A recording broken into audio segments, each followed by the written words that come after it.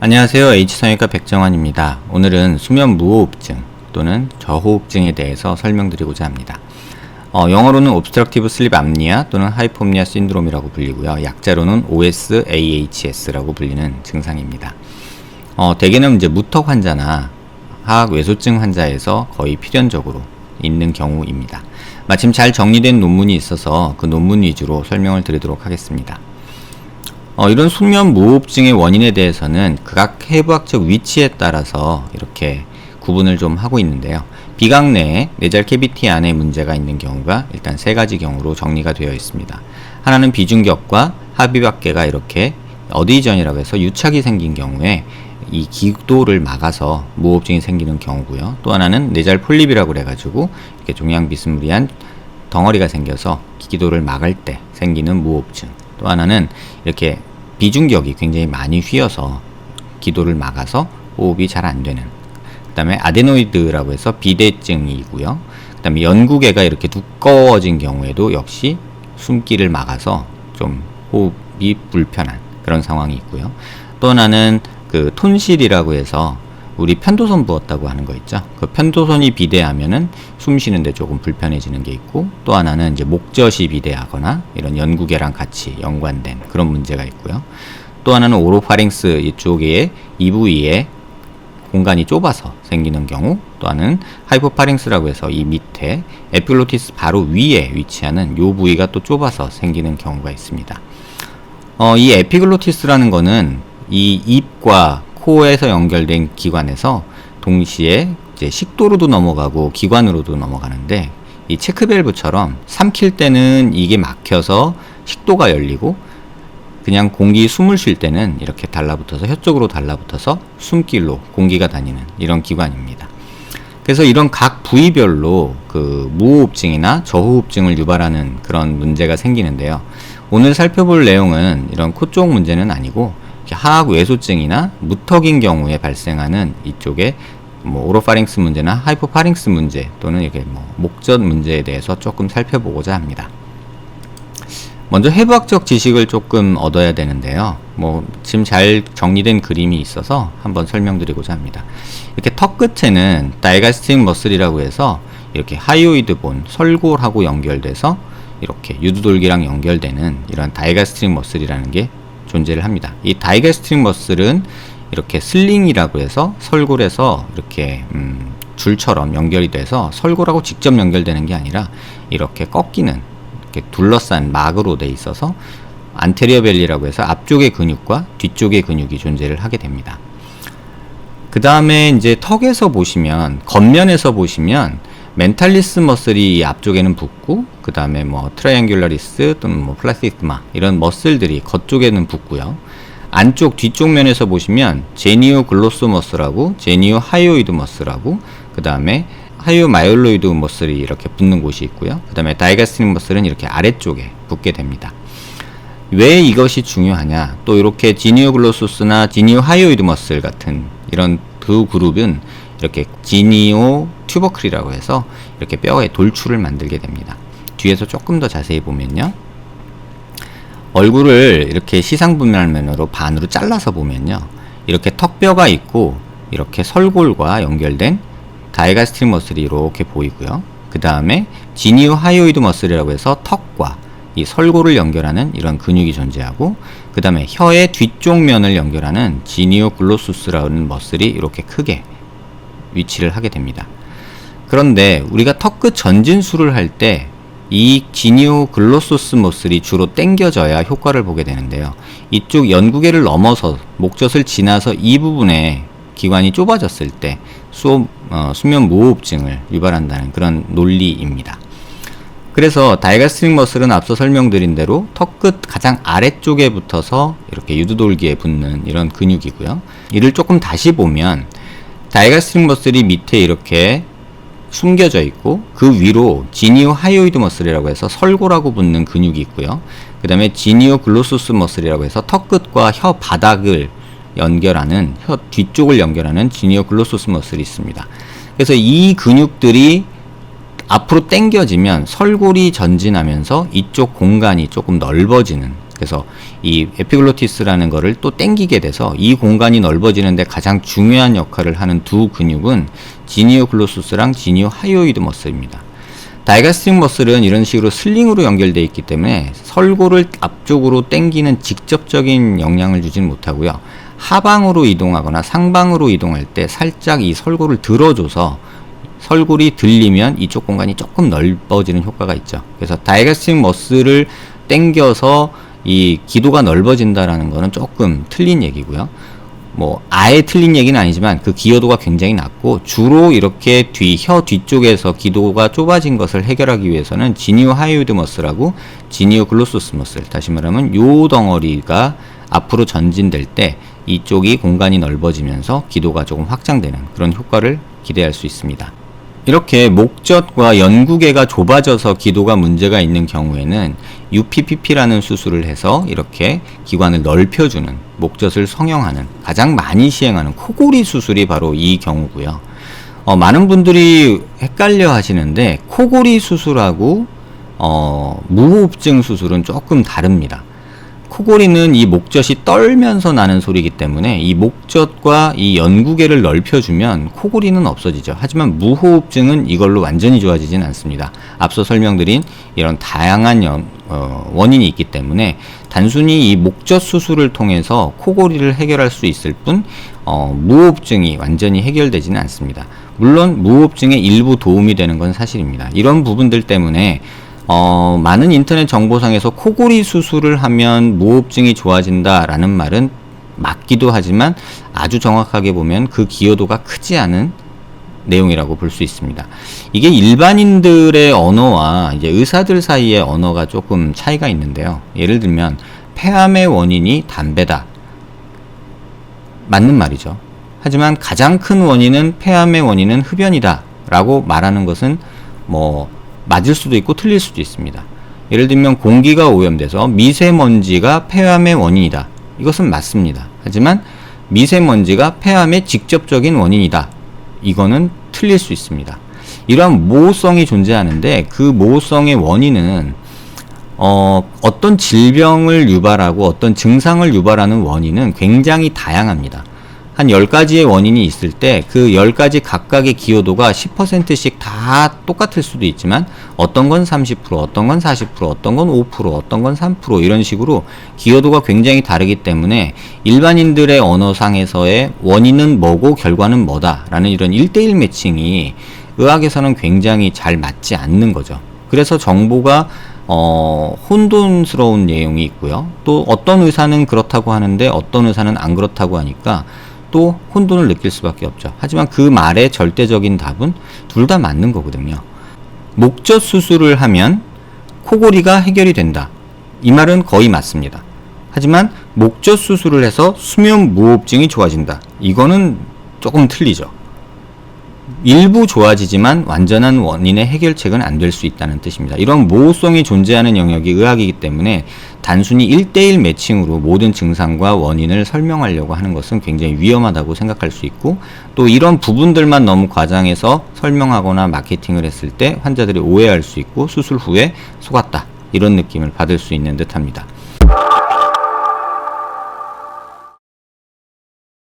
그 다음에 이제 많이들 이제 질문 주시는 내용이 턱끝 전진술을 하면 무호흡증이 좋아지느냐? 좋아집니다. 하지만 모든 경우에서 그러냐? 그렇지 않습니다. 일부 좋아지지만 효과를 못 보는 경우도 굉장히 많습니다. 앞서 설명드렸다시피 턱끝을 이런 방향으로, 이렇게 위방향으로, 앞방향으로 전진을 시켰을 때 다이가스틱 머슬이 설골을 당기는 힘은 굉장히 적고, 지니오 하이오이드, 지니오 글로소스 머슬이 얘들을 당겨갈 때 기도가 넓어지죠. 그래서 이렇게 치아 뿌리에 가깝게 위쪽까지 절골을 해서 당긴다면 이러한 지니오 하이오이드 머슬하고 지니오 글로소스 머슬이 전진되기 때문에 기도가 넓어지는 건 사실입니다. 하지만 이 전진술의 양이 앞서 턱끝 전진술에 대한 많은 내용에서 10mm, 5mm 이렇게 막 뺄 수 있는 건 아니거든요. 대략 한 6mm 정도가 거의 맥시멈이라고 저는 개인적으로 생각하는데, 여기서 6mm 당겨졌을 때 이쪽 후두부에서 기관이 넓어지는 건 몇 mm나 될까? 사실 뭐 절반 정도만 돼도 굉장히 성공적이거든요. 그러니까 한 3mm 정도 늘어난다고 해서 과연 이게 증상이 완화되는 효과가 있나? 이론적으로는 좋아지고 수치적으로는 좋아질 수 있지만 증상이 완화되는 건 또 다른 문제거든요. 그래서 이 부분이 절대적으로 무턱 수술을 하면서 턱끝 전진술을 하면은 코골이가 해결된다. 이 말은 틀리고요. 코골이는 앞서 설명드린 대로 목젖에 관련된 내용이고요. 수면 무호흡이 완화된다라는 것은 맞다고 얘기할 수 있습니다. 하지만 절대적이지는 않습니다. 그래서 이런 또 비슷한 얘기를 좀 하나 드리면요. 모든 이 논문에서도 사실은 조금 이런 모습이 보이는데 무턱 환자를 턱끝 전진술을 이렇게 했더니 이렇게 기도가 6mm 밖에 안 되던 게 11mm로 늘어났다. 굉장히 5mm나 늘어났죠. 근데 전진된 양을 보면 대략 보면 이 플레이트가 한 6mm 플레이트로 보이는데요. 6mm 플레이트로 전진을 했더니 5mm가 늘어났다. 요거 조금 물음표가 생깁니다. 여기서 6mm 뺀다고 여기가 5mm가 늘어나기는 사실 힘들거든요. 여기서 주목해서 보셔야 될 거는 이 동그라미 원에서 보이는 척추의 위치입니다. 네, 이 척추가 똑바로 서 있을 때는 기도가 좁아집니다. 다시 말하면 누워서 이렇게 숨을 쉬기 힘들 거거든요. 수면 무호흡증 환자들은 낮에는 별로 무호흡을 느끼지 못합니다. 하지만 잘라고 누웠을 때 이렇게 척추가 펴지면서 기도가 좁아지는 현상이 나타나거든요. 근데 수술 후 모습에서 이렇게 고개를 숙인 거는 이렇게 기도가 일부러 넓어지게 만드는 사진을 조금 의도적으로 만든 게 아닐까라는 생각을 하게 됩니다. 이런 부분을 모른 채 단순히 이 수치만 보고 6mm가 11mm 됐어. 와, 5mm 늘어났다. 라고 좋다고 생각하고 이걸 수술의 효과라고 이렇게 설명하는 것은 조금은 틀리지 않나 라고 개인적으로는 생각합니다. 또 하나 이 환자의 경우는 하악 외소증에 가까운 환자인데 이렇게 전진을 했을 때 2차 각이 생기거나 함몰이 생기는 부분, 앞서 포스팅에서 설명드린 이러한 턱끝 체부에서의 이런 함몰이 개인적으로는 굉장히 보기 싫다고 생각합니다. 그래서 증상 완화를 위한 수술이냐 아니면 미용적인 목적의 수술이냐 둘 다를 얻을 수 있다라고 이제 광고를 할 텐데요. 현실적으로는 미용적으로도 이런 단점이 있고 이렇게 기도가 넓어지는 효과도 그렇게 드라마틱하진 않다라고 설명을 드리고 싶습니다. 그래서 이런 수치를 볼 때 사실 수치만 보고 턱만 이렇게 척추를 보지 않고 이렇게 하면 그냥 속는 거죠. 이런 부분들이 굉장히 많습니다.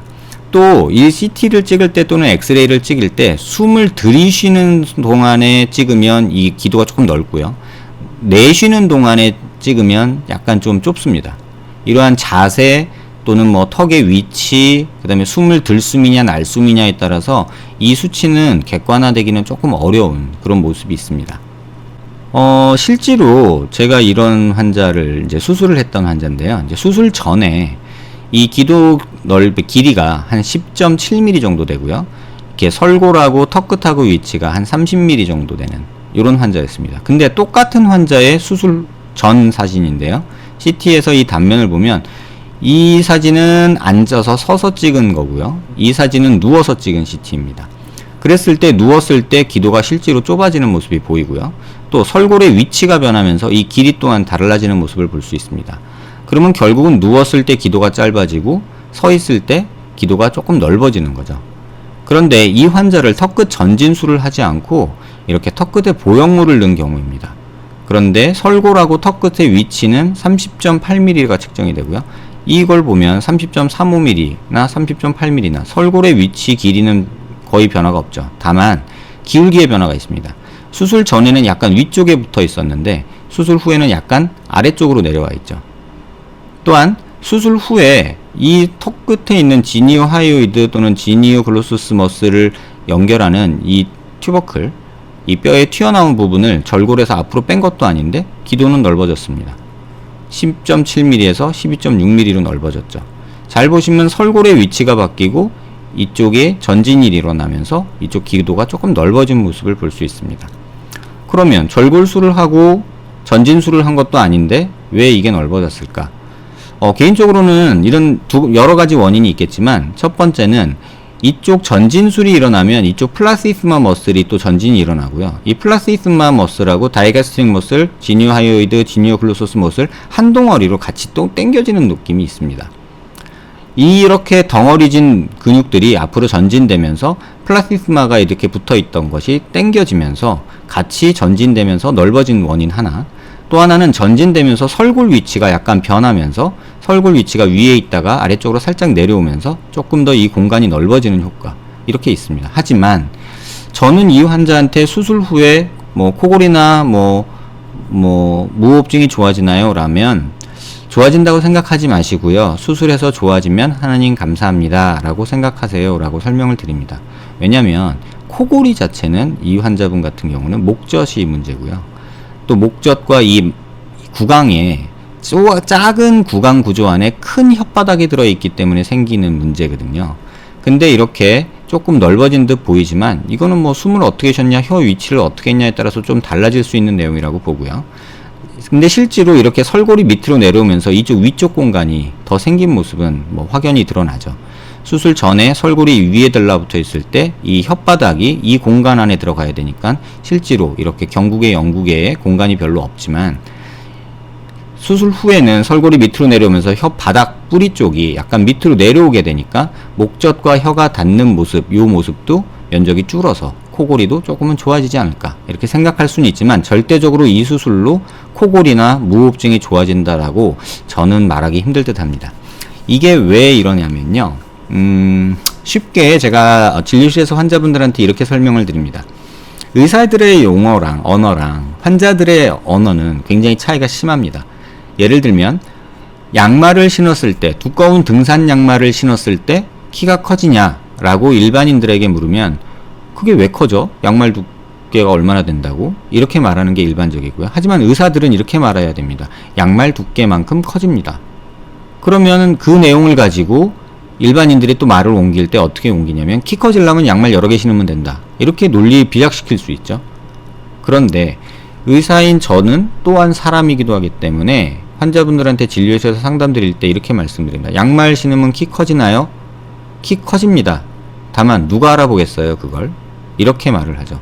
여기서 또 한 가지 말씀드려야 될 부분은 이러한 측정이 굉장히 이제 자규적이라는 거죠. 자규적이라는 말 뜻은 어떤 의도가 있으면 어떻게 잴 수 있다. 뭐 이런 의미가 있죠. 앞서 설명드린 대로 이렇게 수술 후의 결과를 좋게 만들기 위해서 이렇게 턱을 쭉 앞으로 빼는 이렇게 척추를 앞으로 굽힌 상태에서 이렇게 측정을 한 경우 의사가 수술 후 결과를 조금 좋게 보이게 하기 위해서 의도적으로 이렇게 찍었다고 볼 수도 있거든요. 그러니까 이러한 측정 자체도 조금은 객관화된 것이 아니기 때문에 조금 의문점이 들고요. 또 하나는 이렇게 자로 몇 미리 이렇게 재는 것도 사실 재는 사람이 어떤 점을 찍느냐, 기울기로 찍느냐, 또 어떤 단면에서 찍느냐에 따라서 약간은 변화가 있을 수 있습니다. 그래서 보통 사진에서 사진을 확대하면 더 넓어 보이고 비율을 약간 달리하면 또 좁아 보이고 이런 어떤 트릭이 존재하기 때문에 이러한 수치 또는 이러한 그림만으로 효과를 판단하는 예전의 방식은 조금은 좀 한계가 있지 않을까 생각이 됩니다. 최근 컴퓨터 기술이 발달해서 이렇게 CT에서 이렇게 내가 원하는 기관지의 어떤 기도의 볼륨을 계산해서 이렇게 객관화된 수치로 이렇게 면적을 표시해주는 그림이 있습니다. 앞서 봤던 이 환자는 단면을 가지고 제가 임의로 잰 거고요.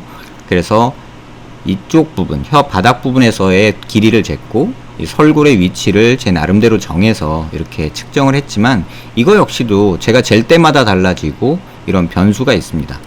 그에 반해서 이러한 측정 방법은 굉장히 객관화되고 시각적으로 굉장히 직관적으로 다가오죠. 앉은 자세에서 찍은 CT의 모습이 토탈 볼륨은 20.5cc 정도로 측정이 됩니다. 제가 경국의 높이에서 재고 그 다음에 식도와 기관지가 연결되는, 기도가 연결되는 그 분지가 되는 부위에서 이렇게 볼륨을 쟀을 때 토탈 볼륨이 한 20.5 정도로 앉은 자세에서 수술 전 모습에서 측정이 되고요.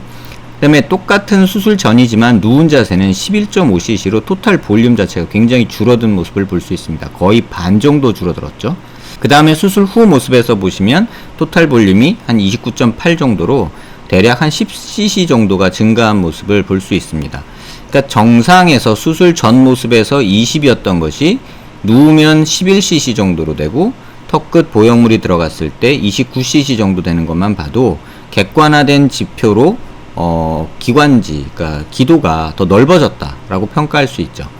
또 각 단면에서 이 단면의 면적을 이렇게 객관화된 그래프로 표시해 보면 빨간색이나 까만색은 단면이 100제곱밀리미터, 150제곱밀리미터 이렇게 표시되는 건데요. 그러니까 파란색, 하얀색으로 갈수록 넓어졌다는 뜻이죠.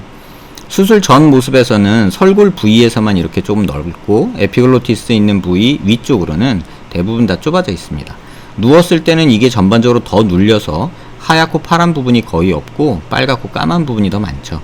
근데 수술 후에 턱끝에 보형물이 이렇게 삽입된 경우에 이렇게 하얗고 파란 부분이 확 늘어난 모습을 볼 수 있죠. 시각적으로 이 상태가 이렇게 됐다 그러면 그 누구도 뭐 측정 오류나 뭐 자세 이런 거에 변수는 약간 있겠지만 그래도 어느 정도 객관화된 지표로 좋아졌다라고 판단할 수 있는 내용이 아닐까 합니다. 이렇게 보형물을 넣어서 전진을 했을 때도 기도가 넓어지지 않냐라고 제가 우기고 싶은 것이 아니라 좋아지지만 이게 환자가 증상 개선으로 느끼는 것은 또 다른 문제이기 때문에 이 경우는 좋아진다라고 저는 말을 못합니다. 다만 좋아지면 하나님 감사합니다 하세요 라고 설명을 드리죠.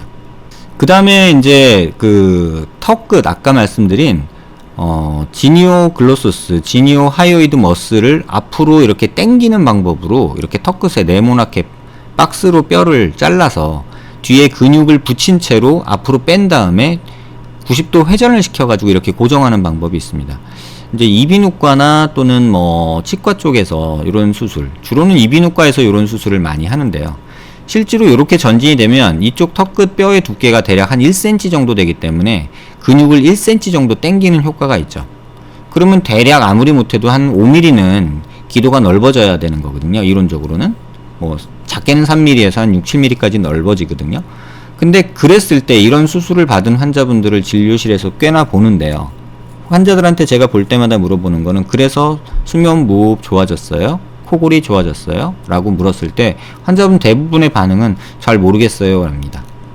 그런데 이렇게 양악 수술을 통해서 이 위턱 아래턱을 다 앞으로 뺐을 때는 입안 구강 구조가 넓어지기 때문에 이 또 지니오 하이오이드, 지니오 글로소스 머슬이나 이런 것들이 다 당겨지기 때문에 100% 기관이 넓어지고 이 경우에는 가장 확실하게 효과를 봅니다. 이 논문에서도 지적을 했는데요. 이렇게 유블로플라스티라고 해서 이렇게 UPPP라는 수술을 받아서 코골이 수술을 하고 또 이렇게 턱끝 전진술을 같이 했을 때 대략 한 65% 정도의 환자에서 개선 효과를 느낀다라고 말을 합니다. 그러면 절반 조금 넘는 거거든요. 그럼 환자한테 당신의 코골이나 무호흡증을 이 두 수술로 절반 정도 확률로 개선시킬 수 있습니다 라고 말했을 때 환자들이 과연 이걸 받아들일까요? 라고 저한테 물어보면 50%의 확률로 이 고생을 한다, 수술을 받는다. 아주 심한 경우, 정말 생명을 위협하는 경우에는 이거라도 해봐야겠지만 그냥 불편한 정도라면 굳이 이게 맞을까라고 저는 다시 한번 생각하게 될 듯 합니다. 저 역시 의사지만 또 일반인 시각으로 생각을 하면 이렇게까지 큰 수술은 아니겠지만 불편함을 감수하고서까지 절반의 확률을 수술한다. 조금 저로서는 좀 망설여질 듯 합니다. 그래서 수면 무호흡증이나 코골이가 무턱과 연관이 있는 것은 분명하지만 어떤 수술 프로시저 하나가 그 무턱과 코골이를 전반적으로 다 해결할 수는 없습니다. 특징적으로 무턱 수술에서 코골이가 좋아진다. 이거는 저는 좀 말도 안 되는 얘기라고 생각을 하고요. 무턱 수술에서 수면 무호흡증이 일부 개선될 수 있다. 개선될 여지가 있다. 이 부분에 대해서는 찬성을 합니다. 단 조건이 뼈의 절골 라인이 끝에 이렇게 살짝 있어서는 안 되고 굉장히 치아 뿌리에 가까운 위치에서 절골 라인이 만들어져야만 이 지니오 하이오이드, 지니오 글로소스 머슬들이 당겨지게 됩니다. 지금 보시다시피 치아 뿌리가 한 요 정도까지 있거든요. 그러면 요 치아 뿌리를 피하면서 신경을 다치지 않으면서 지니오 글로소스 머슬을 같이 붙잡아서 뼈를 앞으로 당겨야 되거든요. 그러면 절골 라인이 굉장히 위쪽에 위치하게 되고 그러면 지금 여기 사진에서 보면 대략 그 지니오 하이오이드 글로소스 머슬이 붙는 위치가 한 요 정도 되거든요. 거의 치아 뿌리랑 가까워서 절골 라인이 막 이런 식으로 만들어져야 됩니다. 그러면 이쪽은 신경 손상 때문에 이렇게 만들 수밖에 없고요. 이거는 치아 뿌리 때문에 또 이렇게 만들 수밖에 없죠. 그래서 어느 정도는 약간 근육을 일부 다 가져오지 못할 수 있습니다. 그런데 뭐 요 정도 자르면서 절골해서 앞으로 빼면 좋아진다. 이건 거의 뭐 다이게스트릭 머슬만 당기겠다는 얘기거든요. 다이게스트릭 머슬이 당겨졌을 때도 일부 효과는 있겠지만 그 효과는 굉장히 제한적이라고 개인적으로 생각합니다. 그래서 코골이, 수면 무호흡증을 턱끝 전진술로 해결한다라는 어떤 인터넷상의 정보글은 반까지는 좀 안 될 것 같고요. 한 30%는 맞고 70%는 바램이라고 보는 게 적절하지 않을까 합니다. 수면 무호흡증이나 또는 코골이 또는 무턱 이런 증상에서 수술을 고민하시는 분들께 도움이 되는 내용이 되었길 바랍니다. 감사합니다.